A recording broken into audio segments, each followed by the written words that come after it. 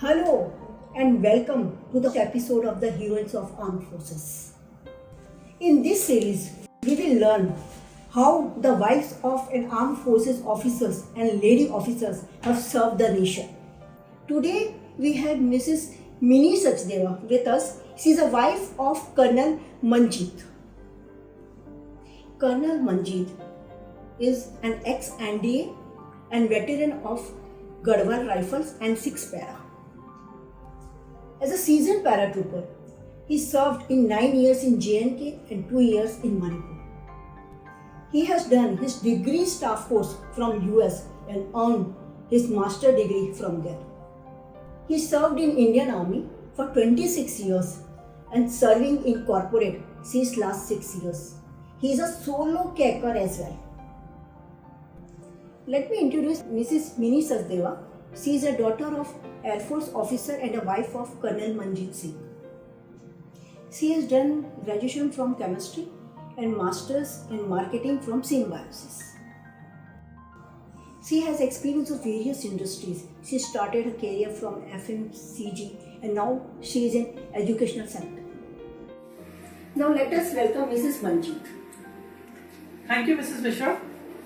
It's been a pleasure to be on this platform and a very noble and a genuine thought that has inspired you to do this, and I feel humbled to be a part of your interview today.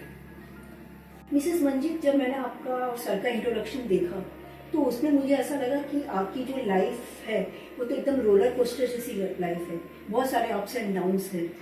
तो जब sir की जो posting अगर मान लो बाहर होती थी, यानी जब सर ऑपरेशन के दौरान बाहर जाते थे, तो आपको तो यानी समझो कि you are the wife of commanding officer, तो आपको इतने सारे लोगों का ख्याल आप कैसे रखती थी? यानी एक यूनिट में करीबन 500 से 600 तो जवान और ऑफिसर्स रहते हैं, उनकी फैमिलीज होती है। तो ऐसे सिचुएशन में आपने कैसे उसको टैकल किया और कौन कौन से चैलेंजेस का आपने सामना किया? जी नहीं, मिस मिश्रा, अभी जो आपने कहा सही कहा कि रोलर कोस्टर राइड तो रहती है, but then one has to prepare mentally to get into this situation. And जैसे हम अपने फैमिली में भी अगर आप देखिए तो हम अपने परिवार सदस्यों की देखभाल करते ही हैं, चाहे वो पेरेंट्स हों, चाहे रिलेटिव्स हों, चाहे बच्चे हों। सो एक बार अगर आपका माइंडसेट राइट है, जो कि कहीं ना कहीं मुझे लगता है कि आर्मी की ग्रूमिंग से आता है। जब हम as a young lady we get married to a lieutenant और अ कैप्टन, उस वक्त हमारा एक्सपोजर शुरू होता है, वो उसी प्रकार से होता है जिस प्रकार जब एक बच्चा पैदा होकर अपने घर के संस्कार सीखता है। Similarly when a girl gets married, she imbibes the culture of the in-laws. Similarly, when a lady wife gets into the army, her grooming starts from day one. And army में जो हमारा culture है, it's like a family. Commanding officer की wife को हम एक mother figure मानते हैं, and commanding officer is like a father of the battalion. So when you reach to that level, अब आप देखिएगा, आप ऐसे relate कर पाएंगी इस चीज को कि when you are a mother of your children, चाहे कोई भी उतार चढ़ाव आ जाए, कुछ भी चैलेंजेस आ जाए, कुछ भी तकलीफें आ जाए, अपने बच्चों के सामने हम कैसे रहते हैं मिसेस मिश्रा? मुस्कुरा के। सही बात है। बच्चों को पता नहीं लगने देते। तो जब तक एक लेडी वाइफ का सौभाग्य पहुंचता है कि उसका हस्बैंड कमांड कर रहा है और वो वहां तक पहुंची है, तब तक हमको ये तरकीबें सारी आ जाती है। क्योंकि आप तब तक अपने बटालियन के सारे लोग, चाहे वो 800 जवान हो, चाहे वो 25-30 ऑफिसर हो, चाहे वो जेसीओज हो, ये आपका परिवार बन जाता है। उनके दुख सुख में you are there 24 hours with them. So without even realizing, have you ever seen a mother complaining about the hardships she has faced because of her children? No. Similarly, a commanding officer's wife will not even realize her contribution. दो hardships आती हैं, husband field में है, उनके साथ पूरे battalion है, पीछे से जवानों की वाइफ्स हैं, वो भी बच्चों को देख रही हैं। तो इसके लिए हमें थोड़ी प्री प्लानिंग करनी पड़ती है, पर बिलीव यू मी, इतना डिफिकल्ट नहीं है। आप अगर if you put yourself in their shoes, अगर आप उनकी तरह देखें, अगर कोई आके अपनी समस्या बता रहा है, रादर देन एनालाइजिंग दूसरे तरफ से, अगर आप अपने आप को उस सिचुएशन में रख के समझेंगे, आपको सोल्यूशन अपने आप आ जाएगा। वो बात आपकी एकदम सही है जी।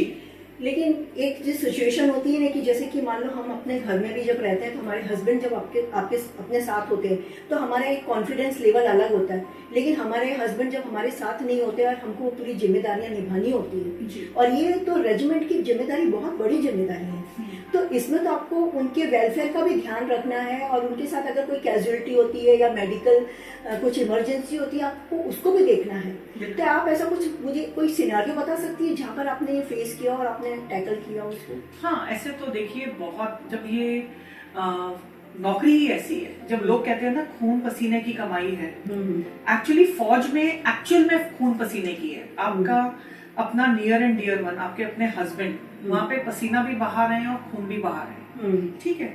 तो ये जो चीजें हैं, ये तो आपने सही कहा कि कैजुअलिटीज भी होती हैं, नहीं तो देश की रक्षा का क्या, you know, you don't then think about sacrificing. Once you come to army and you take an oath. Similarly, when a lady wife or a girl decides to get married to an army officer, she also takes an oath.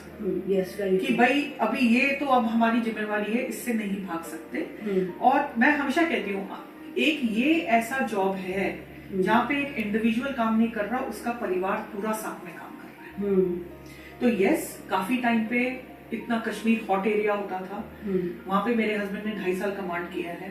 उस time infiltration ज्यादा थी, terrorism peak पे था, तो काफी इन्होंने वहां पे ग्लोरी भी पाई हमारे बटालियन ने। तो पीछे से कुछ कैजुअलिटीज भी हुई।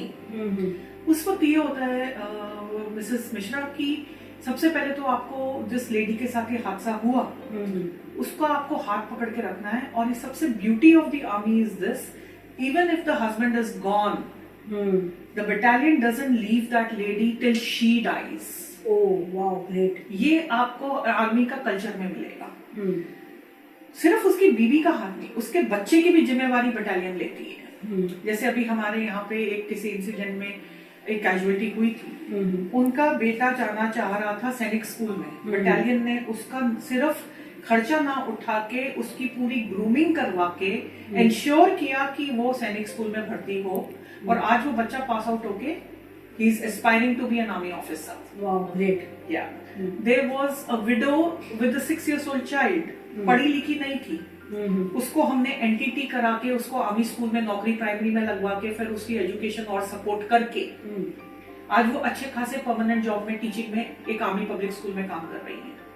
सो ऐसे तो बहुत हमारे, तो वही है, एक तो आपने इमोशनल सपोर्ट देना है। हमारे हिंदुस्तान का जो हमारी सरकार ने रूल बनाया वो बहुत ब्यूटीफुल बनाया सेंट्रल गवर्नमेंट एम्प्लॉइज के लिए। आर्मी में if a husband dies, the wife gets, अगर किसी कैजुअलिटी में या काम करने के दौरान अगर हस्बैंड की डेथ होती है, उसको पेंशन आधी नहीं मिलती। अच्छा। उसको अपने हस्बैंड की पूरी सैलरी मिलती है till the time she dies. तो फाइनेंशियली आपको आर्मी ऑफिसर की वाइफ कभी भी हाई एंड ड्राई नहीं मिलेगी। उस वक्त फाइनेंशियली तो वो ठीक है, पर उस वक्त आप भी जानते हैं दुनिया का दस्तूर क्या है। अगर आपको पता है किसी लेडी के पास पैसे हैं और वो गांव से है, अनपढ़ है, तो उसको फिर क्लेम करने वाले 1000 लोग आते हैं। उस टाइम पे आपका इमोशनल सपोर्ट उस लेडी को जरूरी है, और सही रास्ता दिखाना, so that people don't take disadvantage, you know, should not take advantage of her and she should not be falling into a trap of frauds. So ये सब जिम्मेवारियां बनती हैं। और ये जैसे मैंने आपको बताया कि पूरी बटालियन एक साथ जुट जाती है उसमें, आप संभालने में अकेले नहीं होते हो।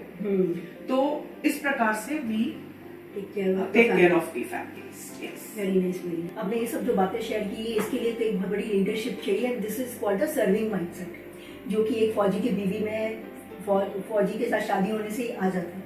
अभी आप मुझे ये बताइए कि आपने यानी रेजिमेंट में इतने सारे लोग होते थे, तो वो अपने आप को यानी कैसे सेलिब्रेट करते थे, जैसे रेजिंग डे हो गया, या कैसे आप सेलिब्रेट करते थे? जी, जैसे मैंने को बताया कि ये एक परिवार होता है, तो जितने भी ओकेजन्स हैं, चाहे वो नेशनल फेस्टिवल्स हैं, चाहे वो रिलीजियस फेस्टिवल्स हैं, चाहे वो रेजिंग डे है। रेजिंग डे तो मतलब इट्स अ प्राइड कि हमारी बटालियन जिस दिन खड़ी हुई, जन्म हुआ कह सकते हैं। सो ये फिर पूरा बटालियन एक साथ जुट के ही we have lot of functions, we have lot of celebrations. जितने हमारे ऑफिसर्स रिटायर हो जाते हैं, वो भी जो कहीं और पोस्टेड होते हैं, हम सब एक साथ इकट्ठे होते हैं जैसे कि हम अपने बच्चों की शादी के टाइम करते ओह। होते हैं। तो इस प्रकार से पूरे 3-4 दिन का सेलिब्रेशन चलता है and everything we enjoy together. चाहे कोई भी इवेंट मिल जाए, जिस तरह से मैंने आपको बताया कि नौकरी डिफिकल्ट है, तो जहां भी हम एक छोटी भी मौका नहीं छोड़ते खुश रहने का और सेलिब्रेट करने का। Great, really it's great. अच्छा, जैसे कि आप भी वर्किंग, यानी आप भी वर्किंग हो, सर भी वर्किंग है, और जब आप आर्मी में थे तब भी आप दोनों वर्किंग थे, तो फिर बाद में आप एक दूसरे के लिए कैसे समय निकालते थे? यानी इट्स अ चैलेंज, क्योंकि you both are working in different field, तो उसमें कैसे आप कैसे बैलेंस करते थे?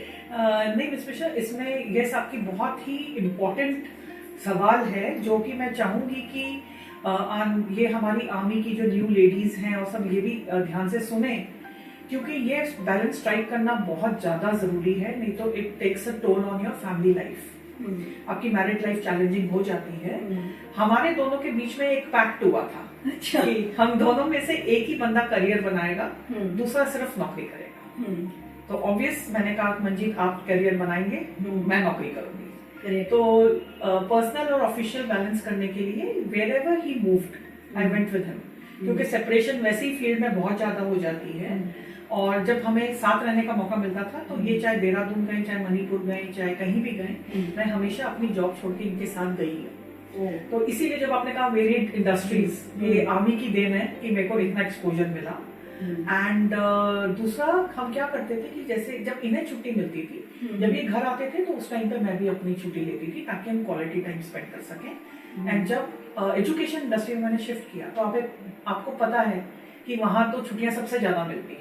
पहली छुट्टी वाले दिन ही हम इनके पास पहुंच जाते थे, जहाँ ये चाहे कश्मीर में हो चाहे कहीं भी, और लास्ट छुट्टी वाले दिन वापस आते थे। So that way there is no regret. अच्छा। We were able to spend good time together. अभी आपकी जो जिंदगी है वो तो बहुत इंस्पायरिंग एंड मोटिवेटिंग है।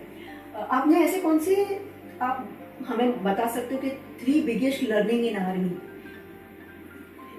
जरूर। एक तो जो मैंने रियलाइज किया कि life is very fragile. It takes just 30 seconds to lose a life. Yes. एक गोली लगी और आप खत्म, एक रोड पे एक्सीडेंट हुआ आप खत्म। तो ये जो आपको हिट करती है ना चीज, ये आर्मी में सबसे पहले हिट करती है। क्योंकि कभी रात को हस्बैंड से मोबाइल पर बात हुई और सुबह पता चला।